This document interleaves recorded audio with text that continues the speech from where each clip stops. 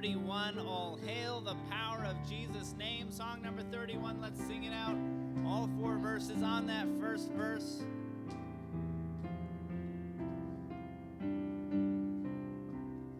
All hail the power of Jesus' name. Let angels prostrate fall.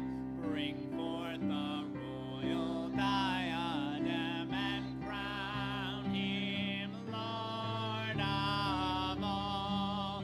Bring forth the royal diadem and crown him Lord of all. Ye chosen seed of Israel's race, ye ransom from the fall.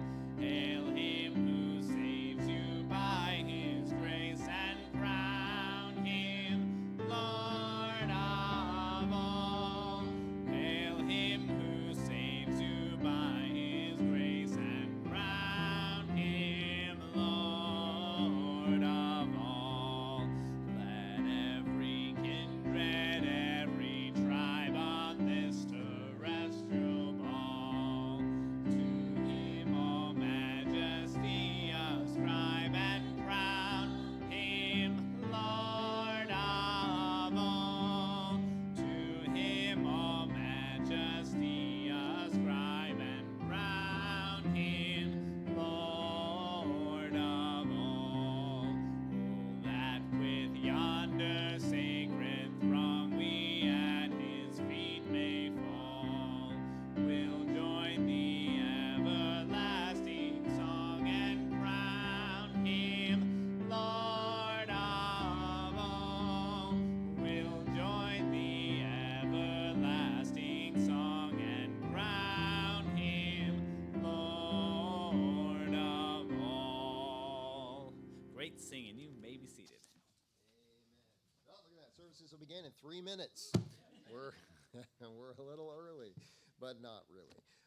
Well, good evening. Welcome. Man, the day got nicer. I love these beautiful days. Hopefully, moms, you were pampered at least a little bit today, and you're able to take advantage of one day. That's all you get. Yeah, half of one day. I'm sorry, that's all you get. But hopefully it was good. And let's see here. It's good having some visitors this morning. Man, Ernie Dorr, yeah, I hope you had a chance to talk to him. I think it's been a year around that since he was here last. And so it was a blessing to see him. And that was good. And his sister that came, and Carlos was back with Jocelyn. And then another visitor, which you texted me her name, but I still have yet to meet because she's quick. Yeah, she's quick. So, but praise the Lord for that. That was good. Amen. And it's good to be back and preaching here. So, I don't know how it went last week, and I don't even know. So we threatened, because I think Brother Buckeye said it, that we were going to make everybody say their memory verses. Yep. How did we do? What did we do? Well, we said we were going to make them. Well, I think we kind of telepathically said we were going to make it. No, but what did we do last week? I think we agreed to make everybody do it this week. So we totally punted. Well, Yeah.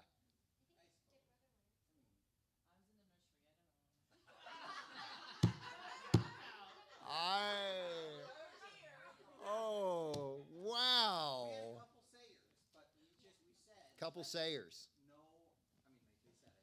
Okay. But this week is the week. The week.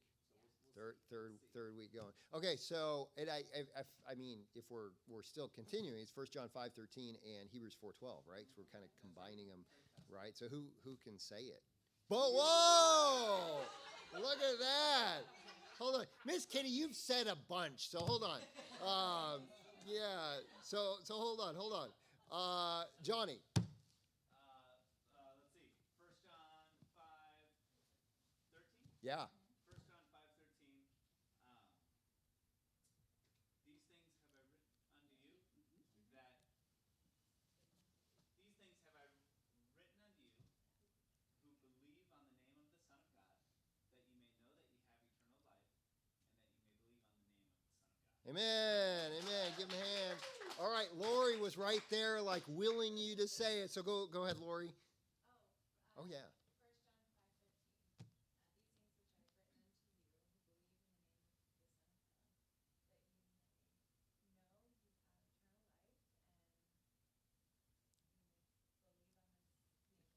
Amen. That's good. Yeah. And yeah, I'm not going to preach. Never mind. I got to get out of the, like, I'm just going to say everything about Bible verses, but no, we're not going to do that. Who else can say, Hebrews 4:12? Good. Tati.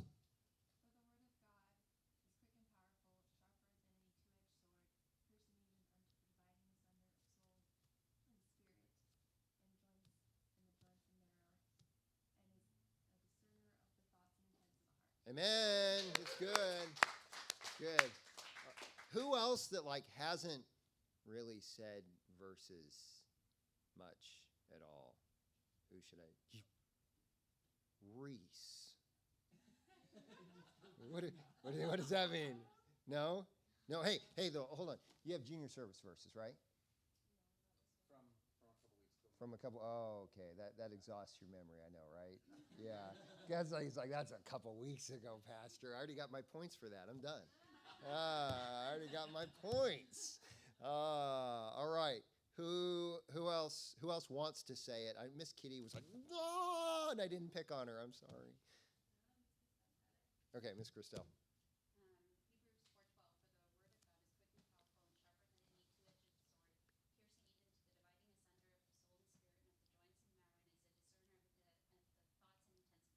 Amen. Amen. It's good. So I have to say something, right? So many times we're concerned about using the Word of God because it's to confront a lost person about their soul because it's circular logic, right? Well, they don't believe the Bible, so therefore you can't use the Bible. This isn't just a logical argument, right? It is quick. It is alive. It is powerful. It's what the Holy Spirit uses to convict their heart. So never, ever buy into the fact that I have to use the most valuable thing we have and put it on the shelf when I talk to somebody because they don't agree that it is truth. Never buy into that. Never buy into that. That is a lie of the devil that says don't use it because that is right what the Holy Spirit can use to get in there. So don't do that. And they may just say, well, you keep using the Bible. That's okay. Keep using the Bible. Keep using the Bible. All right. Anybody else? I mean, this is awesome. We had people that said it, and I'm not going to make everybody say it. Brother Larry.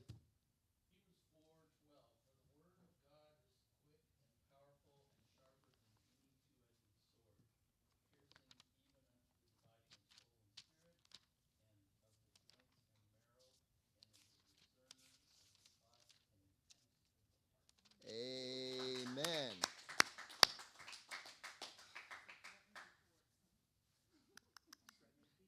I have to admit, I wasn't really sure where we'd be tonight. And so I'm like, please don't make us do it 4 weeks in a row. That'd be pretty bad. Did you? I have a confession. Oh, yeah, sure.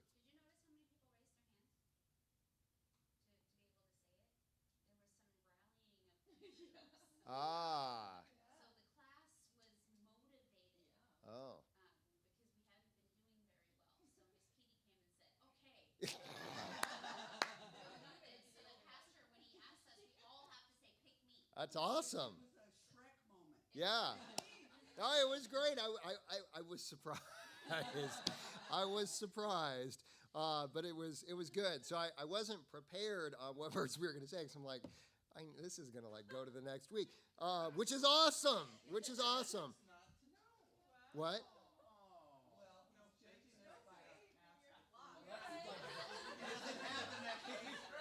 Okay. So, yeah, based off of history,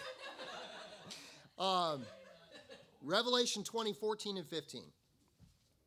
Revelation 20, 14, and 15. Let you to get there. Why do we care? I mean, why do we care about the gospel? Why do we care about people's souls? And I'm going to let you turn there, Revelation 20, verse 14, 15. And death and hell were cast into the lake of fire. This is the second death. And whosoever was not found written in the book of life was cast into the lake of fire. That's why we care. That's why we care. Obviously, above that is because God cares. God wants a restored relationship. But this is the result of rejecting God. And people need to know that. And we need to be reminded of that. So why don't you say it with me? Revelation 20, 14, 15. And death and hell were cast into the lake of fire. This is the second death. And whosoever was not found written in the book of life was cast into the lake of fire. One more time. Revelation 20, 14 and 15. And death and hell were cast into the lake of fire. This is the second death. And whosoever was not found written in the book of life was cast into the lake of fire. All right. So what's the address? Good, because you might want to write it down, because you know what's going to happen. You're going to leave and you're going, oh man, it was a good Sunday. And then Monday you're going to wake up and you're like, what was the verse? Revelation. Yeah. Okay. Hey. Yeah. You're going to be gone. So you're on vacation. Brother Nick's just waiting to get done preaching, because then he's like officially on vacation. He can turn off his brain. Anyways, let's go ahead and lead us in the next song, Brother Johnny. Good job, everyone. That's awesome. We got to move on. And now don't forget to continue to practice, right, the verses we've already gone through. Next week, I'm going to pull out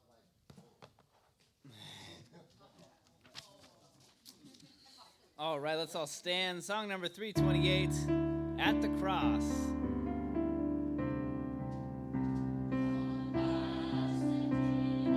Savior bleed, and did my sovereign die?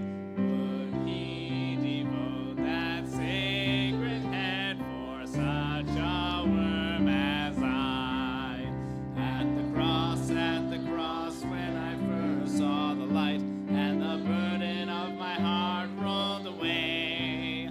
It was there by faith I received my sight, and now I am happy all the day. Was it for crimes that I had done he groaned upon the tree?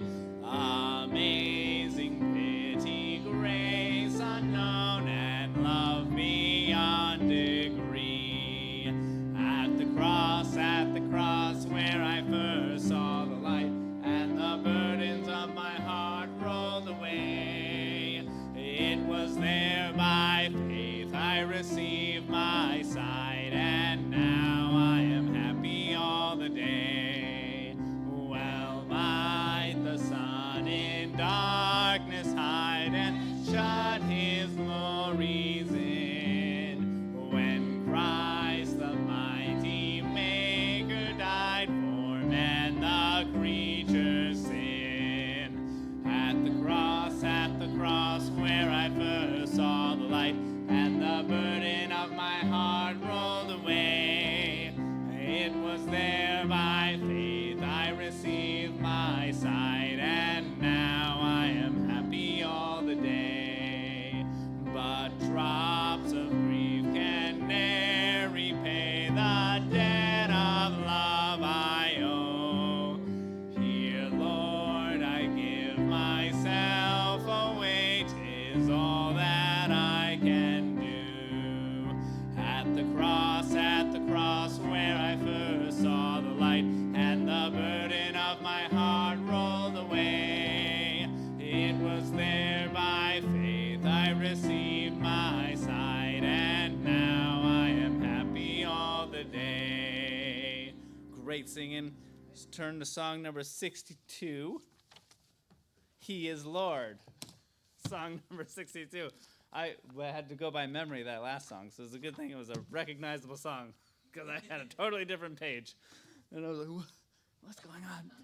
So anyway, song number 62, He is Lord. It's just a chorus. We'll sing it through twice. He is Lord.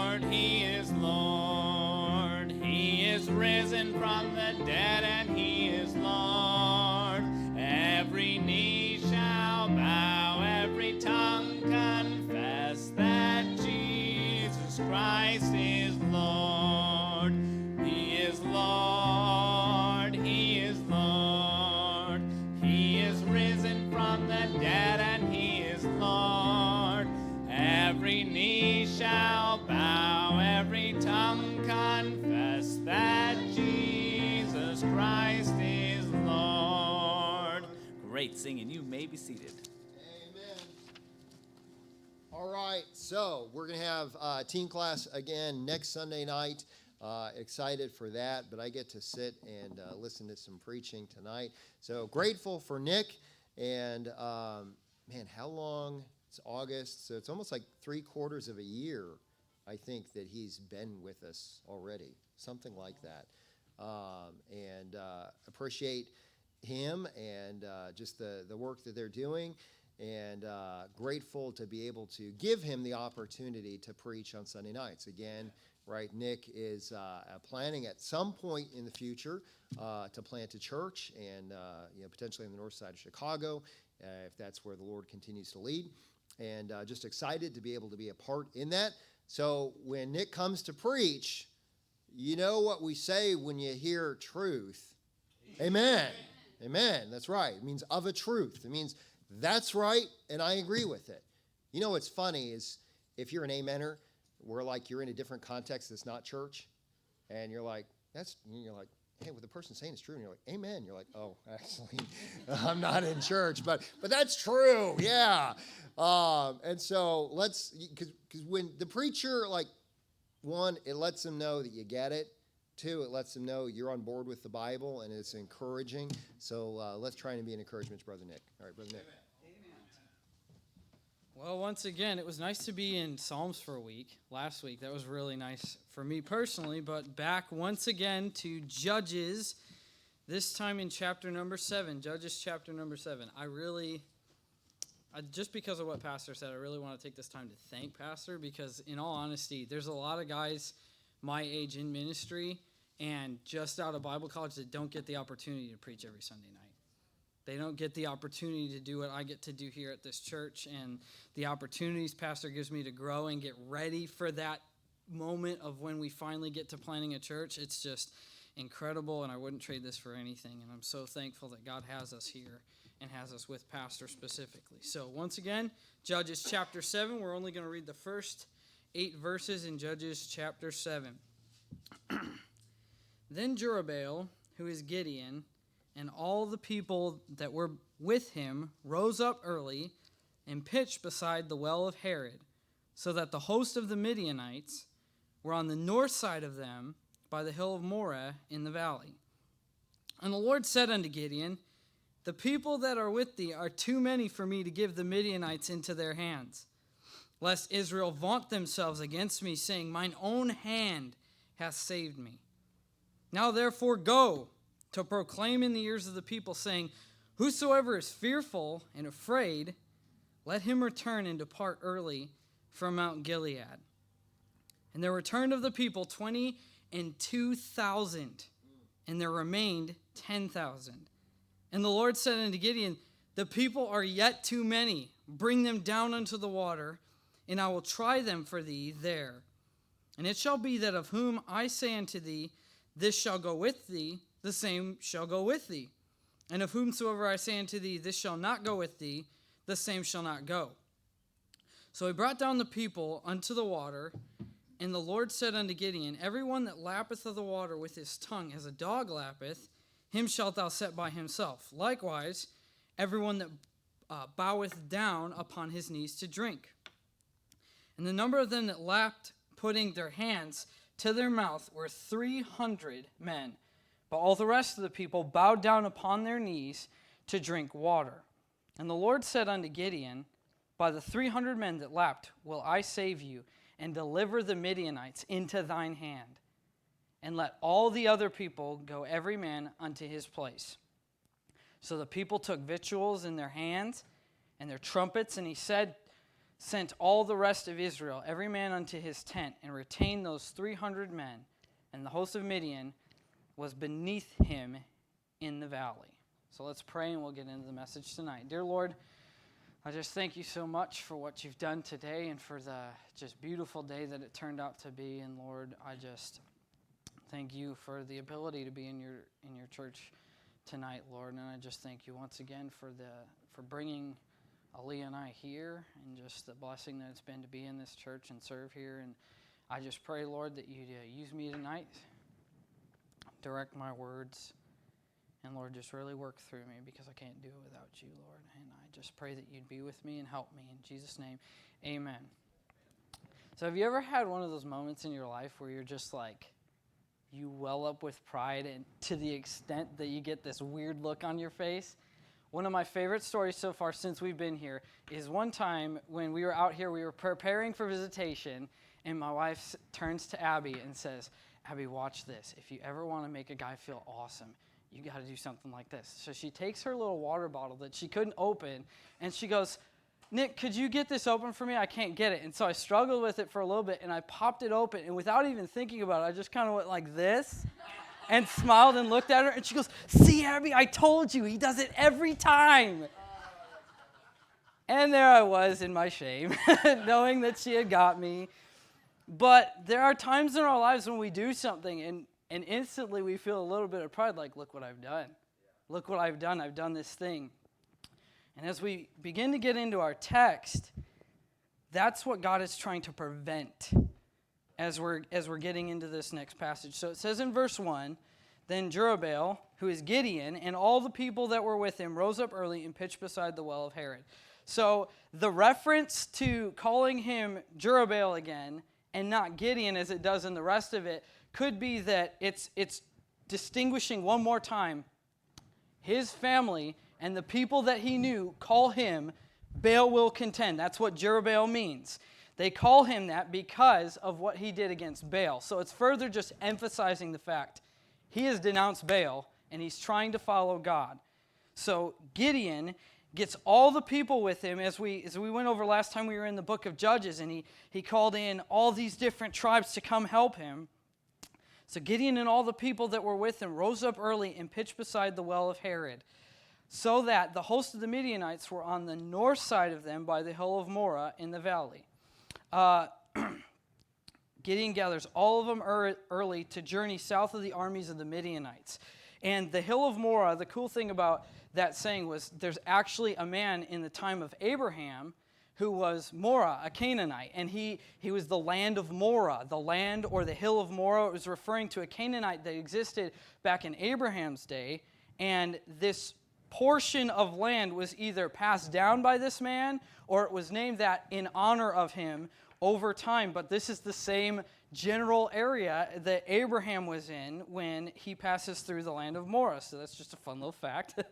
But we know from this time the Israelites are moving into the south of where the armies of the Midianites are at. So God tells Gideon in verse 2, he says unto Gideon, the people that are with thee are too many for me to give the Midianites into their hands. Now, last time I gave a number of how many of the Midianites there were to each Israelite. I was actually wrong. I was thinking ahead of some of the statistics that they had for the future, but it was about 4-1. When Gideon was going into this battle, it was 4 of the Midianites to every one Israelite when they were at 32,000, when they were at full strength. And so with that, the odds of them are 4-1, and God says, the people that are with you are too many. Gideon's got to be thinking, what? What do you mean? Too many? There's 4 of us. How could that be too many? So then God says, they're too many for me to give the Midianites into your hands, lest or because lest Israel vaunt themselves against me, saying, my own hand hath saved me. So the idea there is that God's saying, there's too many of you because God knew that if he gave the Midianites to them with their current strength, with the 32,000, they would take pride in themselves and say, you know what? I did this. Look what I have done. We took over these people. They'd get strengthened in themselves and they'd say, you know what? We gained this victory for ourselves. This wasn't anything that God did. So God decides, you know what? I'm going to test you. I'm going to try you. I'm going to get rid of some of the people that are with you. God knew that he would have to humble them in order for them to give the glory to God for the victory that was about to take place. So he starts off, and interestingly enough, God does 2 tests. Much like in the passage before, Gideon tested God twice with whether or not God would be with him. And it's funny to me just sometimes the irony that we see in situations with the Lord where God says, okay, you tested me twice, so I'm going to test you twice. So we start off, first off, with what I like to say is the fear test. He literally says in verse 3, now therefore go to proclaim in the ears of the people, saying, whosoever is fearful and afraid, let him return and depart early from Mount Gilead. And the return of the people, 20 and 2,000, and there remain 10,000. He literally says, whoever's afraid, go home. Yeah. Go home. And out of 32,000, you have 22,000 people that just go, that leave. And a fun thing about where they were positioned there at the well of Herod, back in verse 1 where it says they were pitched beside the well of Herod, Herod literally means trembling. And a lot of commentators believe that the reason why it was called the well Herod was because where they were pitched, that 22,000 men decided that they were fearful and left the fight. So that is why they believe that it was named the well of Herod, because of the trembling that happened there. But as God comes in, he says, in this place, I need to dwindle down the people. So he starts off with the fear test. He tell all the people, whoever's afraid or fearful, to go home. So out of 32,000, 22,000 left, leaving only 10,000 troops to fight the Midianites. That drastically drops their chances of winning. That drastically drops the statistics. And yet, even with that, God's not done yet. He says in verse 4, and the Lord said unto Gideon, the people are yet too many. There's still too many. Bring them down unto the water, and I will try them, or test them for thee there. And it shall be that of whom I say unto thee, this shall go with thee, the same shall go with thee. And this shall not go with thee, the same shall not go. Gideon brings the people down to the water so God could test them. And basically, what God says is, you know what? There's still too many. And you still will take pride in what you're going to do, so I'm going to dwindle you down again. So he does he brings them down to the water to do a test of how they would drink the water from the well. So you got to think about it this way. You've got all these groups, this huge troop of men, and they're marching and marching and marching, and they're journeying all this way. They got to get thirsty. And so God tells Gideon to bring them down to the water, and he says, you know what, Gideon? I'm going to have you do 2 things. Whoever kneels down, and when he says laps the water like a dog, that's getting the water cupped up in your hands and literally like licking it out of your hands or slurping it out of your hands. Set them aside. Set them to one side. And those that kneel down, literally to the extent of shoving their face in the river, those that kneel, set them aside. And so when they do this, the 9,700 men get to the river and dive in and just start slurping up water, face in the water, and 300 men pick it up with their hands and slurp it. Now there's some commentators and some men say, the reason why God picked the ones with the thing was so they could look around at whatever's going on and they were vigilant. You got to be vigilant. That's not what we see here. It was a simple test of God was saying there's two things. One person's going to drink out of their hands. The others are going to dive straight into the water. It wasn't any kind of random test of like trying to figure out like a specific trait in these people. It was just a simple random test.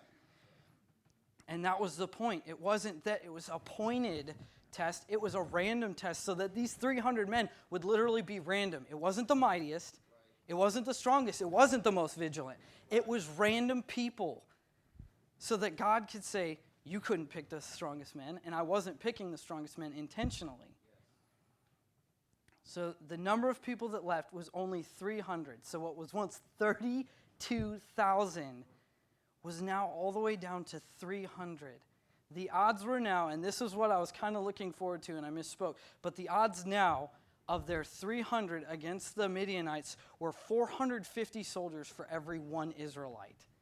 450. That's a small army for every single person to have to defeat. Every single person. It's just insane. So then God assures Gideon once more at the end of verse 7, and the Lord said unto Gideon, by the 300 men that lapped will I save you, and deliver the Midianites into thine hand, and let all the other people go, every man unto his place. So God knew that the only way that they would give glory to him would be if they realized that they did nothing to gain the victory. And so God said, these 300 men, the one that I'm sure you'd want me to pick the 9,700, but these 300 men, these 300 that I have told you to bring, by their hands, we're going to get the victory. And by those 300, I will give the Midianites into your hand. So Gideon dismisses the remaining troops. And in verse 8, the people took their supplies and prepared for the battle that was about to happen. Verse 8, so the people took victuals in their hand and their trumpets, and he sent all the rest of Israel, every man unto his tent, and retained those 300 men, and the host of Midian was beneath him in the valley. And when it says victuals there, it's just simply food or provisions. It's their provisions, or as Pastor Gass likes to say back in Oklahoma, victuals. Like the down south, they say victuals. I got victuals. So it's their food, it's their provision. And then the trumpets that they were taking, we see that they're for a very specific purpose, but these were the trumpets of war. These were the type of trumpets that they would blow before they went down and attacked. And so they grabbed their food, they grabbed the supplies that they would need in their trumpets, and they begin to get ready. And they send the 9,700 and the rest of them over to their tents. And so now we sit where we're going to pick up next week, where they're on the top, and beneath them is the Midianites in the valley, and we get to see what the Lord did. But the truth that I want to pull out of this tonight is that God knew that the only way they would give glory to him would be if they realized that they did nothing to gain the victory. He had to bring them to the end of themselves in order to show them that he alone was to credit for the victory that they were about to get. God knew if he let them win with the 32,000 that they would try and take credit for the victory God was going to give them. And God still knew with even 10,000 men that they would still take pride in what they had done, neglecting to give glory to the God who gave them the strength to fight in the first place, who rallied them together in the first place. God humbled them so he would ultimately gain all the glory for the victory that they were about to get in the future. God humbled them so that they would rely on him and not their own personal strength for victory. Sometimes in our own lives, sometimes God needs to humble us so that he can show us how much we need and how much we need to depend on him. So when we look at this, obviously, when God humbles us, there's two things we see here. The reason why he humbled them was so they wouldn't lift themselves up in pride. And we know from many passages in the Bible that God hates pride. Psalm 138 verse 6 says, though the Lord be high, yet hath he respect unto the lowly, but the proud he knoweth afar off. When it says God hath respect to the lowly, it's he looks upon and respects those that are lowly in spirit. This is the type of humble man who serves his whole life, never once soliciting a thank you or a shred of praise. And God only is the one who gets the praise for what this man does. This is the type of man.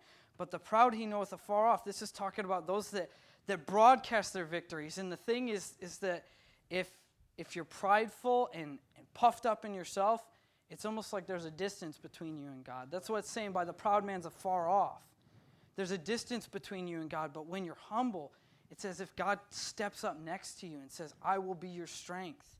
When you're humble and lowly. In Proverbs 16:18, it says, pride goeth before destruction, and a haughty spirit before a fall. And the one that we never really go to all the time, verse 19, better it is to be of an humble spirit with the lowly than to divide the spoil with the proud. Pride leads to destruction, and as we'll see very clearly in the latter part of Judges, That's exactly what happens. That's exactly what happens. We see that pride wells up in Samson, and he gets proud of his position and everything, and he falls over and over again. And a mighty fall at the end of the book of Judges. But in verse 19, better to be humble with the beggars. The idea he's trying to get across. It's better to be humble and be living with the beggars than to be proud and living with the rich man. It's better to be humble than to be proud and living with the rich. In James 4, verses 6 through 10, it says, "But he giveth more grace. Wherefore he saith, God resisteth the proud, but giveth grace unto the humble." God will resist the proud every time. And every time we try and take glory for what God has done through us, every time that we try and act like we did something great for God, we can see from other portions of scriptures that reward is no longer ours. It was the reward that we would get for being a humble servant of God is not ours, because we took pride in what we did for God, when in reality, God was the one who did it through us. But if we humble ourselves, he will give us the grace we need to continue to do his will in our lives. You see, God humbles us so that he can get all the glory for our life. At times in our life, there are times where God will humble us so that we can get to the end of ourselves and give him all the glory from our life. Now, in that, God is never in the business of just beating us down. That's not what God does. God doesn't just beat us down for no reason. But however, there will be times that God will bring you to a place where you realize, God, there's literally nothing I can do. You have to help because I cannot do this. A couple things that I think about when I think of times like that, either in my life or in other people's lives, is the first off is one we talk about all the time here with this church in the building situation. When it got to a point to where we had no idea if they would let us stay in the building or if we'd have to leave or what the case would be. We didn't even know when it was all finished if the fire inspector would kick us out or not. And it got to the point to where we literally all had to say, God, there's nothing we can do. This is all you. This is all God. In my own life, I know of one freshman year. I came into Bible college, and I was ready to go, kicking and ready to go. I was excited that I was there, and I went in, and everybody was trying to find jobs, and the job that you wanted to get was O'Reilly's Auto Parts. It was O'Reilly's Auto Parts. They paid the highest. They had the best hours so that you could get home and study, all that stuff. So I immediately applied to O'Reilly's Auto Parts, and the guy who had just interned at our church was my inside guy. He was already working there for 2 years. They knew him well, and so I was like, okay, walk into it. And I can remember the specific attitude I had going into the interview. My attitude, my personal attitude was, I've never failed an interview since I've been interviewing for jobs. I've never failed an interview. I got this. I got exactly what they want in a worker. I am able to get this job. And I got it. I got the job. And even more than before, I was like, nailed that interview.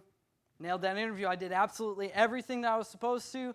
I said the right things. I showed them my resume, everything. I was ready to go, ready to work. They took me through the thing, and like literally the manager wanted to put me on like a fast track because I knew this other guy. It was an awesome opportunity.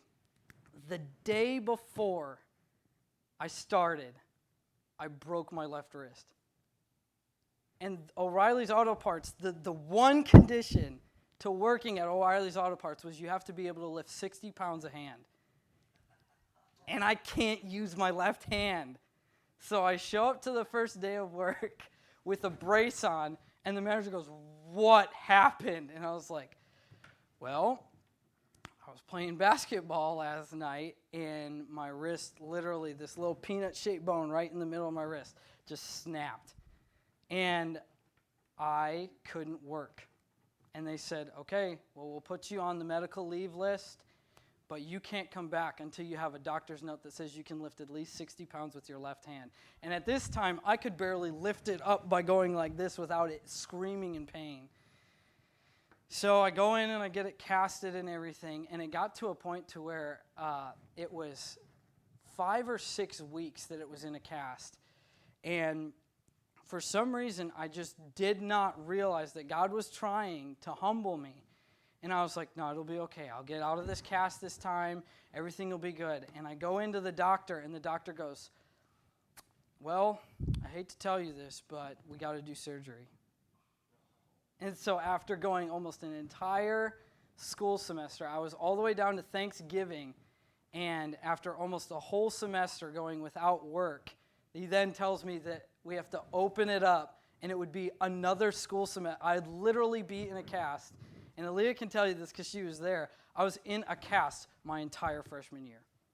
From week 2 of getting to school all the way up until a week or 2 before I left, I was in a cast, and I couldn't work the job that I wanted to. Now, some people can say, well, that was just a happy accident, or, that was just not a happy accident. That was just an accident, or that was just coincidence. But in my own life, I know what that was. That was God trying to humble me, and that was God trying to show me, you don't have this. You don't have anything. You aren't in control of a single thing in your life. You see, when we really start to think about the things God has done in our lives, or the things that God does to bring us to Him, how arrogant and prideful would we be if we had the guts to say, I'm the one that got me to this place. I'm the one that got me to this position in life. When we really begin to comprehend the fact that God has given us everything we have, we wouldn't dare insinuate that we had anything to do with the miracles God has performed in every single one of our lives. Some of the ways that we can take pride in our ministry is one big one that I see a lot is soul winning. Now, there are so many men that will be like, I've won 20,000 people to the Lord in my life. To me, to be honest, it's not about the numbers. It's not about the numbers. And if you really begin to pull into perspective what it is, God is the one that provided every single payment for that soul to get saved in the first place. You did nothing to save them. The simple thing that you're doing is just telling them about it. As my pastor back home always used to say, I'm just a beggar telling another beggar where I found bread. You are nobody just telling somebody where to find the only thing that matters in life. Some other ways that we find pride, and this is a big one in churches, is singing and music ministry. The amount of people, and we don't have a choir in this church, but the amount of people in choirs that are like, I got to sing the solo. Or like the people that get to sing specials. And there are times where like pianists or singers or different people get puffed up. And they get so proud about the fact that they get to stand up here and sing in front of everybody. And everybody gets to hear how beautiful their voice is. When you start to think about that, God gave you that ability in the first place. There's nothing that you did to gain that. You may have practiced, and you may have done what it takes to hone your musical ability, but in reality, God gave you the ability to get that in the first place. We begin to get this attitude that we did something great for God in the ministry, or we do something, or even for Pastor and I, or any of the people that teach in this room, we get to, sometimes you have teaching, and in all reality, when you get up there, sometimes, I'll even say, there are times where you get up there and you almost feel like Pastor said this morning, like, God forbid I ever get up here and say, man, I nailed it. Because of the fact that, in all honesty, we could do studying from now until the day we die, and the reality is God gave us this word. God gave us all the material we'd ever need. It's nothing that Pastor or I or anybody who ever preaches or teaches out of the Bible, it's nothing that we did to gain that. When we begin to get the attitude that we did something great for God, we got to begin to realize that we actually owe everything to God. You see, these things that we do for God aren't something that should be a badge of honor for us. It should be something that we realize is expected of us. When we read God's word, those aren't things that God's like, good job, man. Nobody else could have done that. No, that's something that every single Christian is expected to do. We should serve God because He gave His perfect Son to die for us. Even though each and every one of us, would spit on him and reject him and nail him to the cross. Our sins are why Jesus went to the cross. And when we really take that in, and when we really begin to think about the fact that every single wrong thing we've ever done is what put Jesus on the cross, that's when we realize there's not a single thing I could ever do in this life that would actually pay Jesus back for what he did for us. Therefore, every single thing we do is just expected of us. It's expected as a way of, we could spend our whole life serving God and never repay him for what he's done. So what right do we have to claim any victory that God wins through us? We have no right. Now, I know I'm not the only one, but hasn't there been a time in your life, even if very briefly, where you thought to yourself, you know what? No one did this but me. Nobody got me to this point but myself. I remember one time, and I praise the Lord that my friend is different now, but I remember one time that I got very scared for a friend of mine because we got into a heated argument. He was going against what I believe was God's will for his life, and I was trying to encourage him because he wasn't living right and he was doing things. And he said, "You know what, Nick? Nobody got me to where I am but me." And I got stunned, and I was like, "Even God?" And he just stopped, and that was when the whole conversation just took a bit of a push down. See, how dare we ever get to the point in our lives where we say, I got myself to where I'm at. There's nothing we could ever do to get ourselves to where we're at. Everything we have and everything that is us is because of what God has done through our lives.